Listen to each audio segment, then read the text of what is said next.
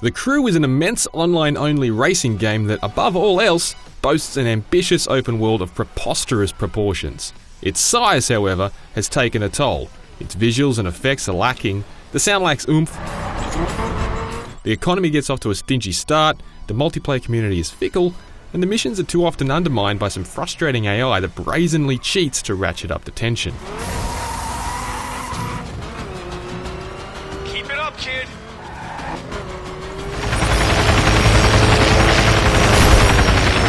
What The Crew gets right is its stylized and scaled down version of the entire continental USA. Cities are shrunken caricatures, but traversing the truly vast, sweeping tracts of land between them really does capture the spirit of a cross-country, city-to-city road trip better than any other driving game before it. But when you slow down for a closer look, everything's lacking in the kind of granular detail we now expect in modern open-world races, and overall, The Crew struggles to shake the look of a game several years older than it actually is. The Crew bills itself as a massively multiplayer game, but my first time through the campaign felt largely like a single-player experience. I'd suggest finding some like-minded friends to organise with for the co-op story missions, rather than relying on the unreliable matchmaking to find willing strangers from your session, which was rarely in my experience. It's definitely the best way to take on the often overpowered AI drivers. It's infuriating that The Crew is obsessed with making sure the computer-controlled opponents you face, race or chase in the solo and co-op missions can always keep up with you, regardless of how completely outclassed the car level system says they should be. Allowing the AI the ability to match your pace undermines the whole car upgrade system.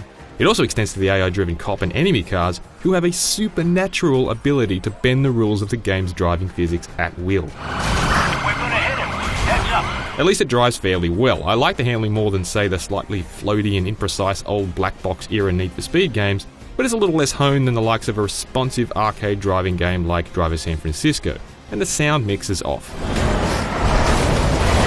Handling improves as you earn vague performance-boosting parts, but the brief loading screen after each victory can be a real momentum killer. Good work! Keep this up and you'll get your ink in no time. FBI, hands where I can see them. My brother needs help. He's... How are you doing, man? Help him! He's bleeding out! The vapid story that's supposed to be coaxing us through the Crew's 30 to 40 hour main thread of missions is a po-faced framed man trying to clear his name plot, plucked from the same pile of napkins EA uses to scroll down the story for Need for Speed. There's a fairly narrow selection of main mission types dangling from this hokey narrative, and they're all generally riffs on a few core concepts. The mission set gets repetitive, but the locations are pleasantly ever-changing.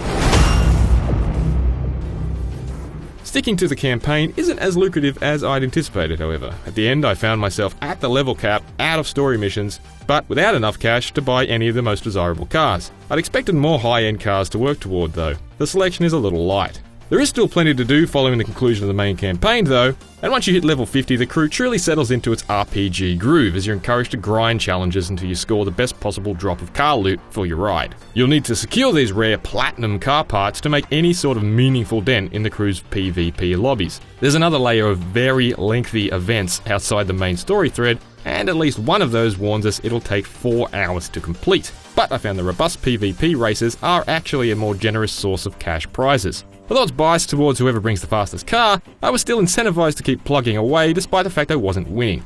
I've enjoyed the PvP, but I don't know that I'm engaged enough to keep coming back to it.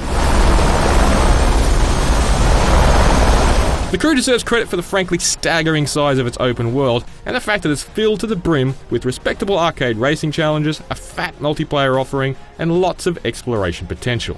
This scope, however, has resulted in some noticeable visual concessions that leave the Crew in the competition's dust. The racing itself is too often hamstrung by AI prone to unfair bursts of speed that do nothing but frustrate, and I was surprised at just how expensive some of the cars are in relation to the game's often miserly winnings. For more on the Crew, stick with IGN.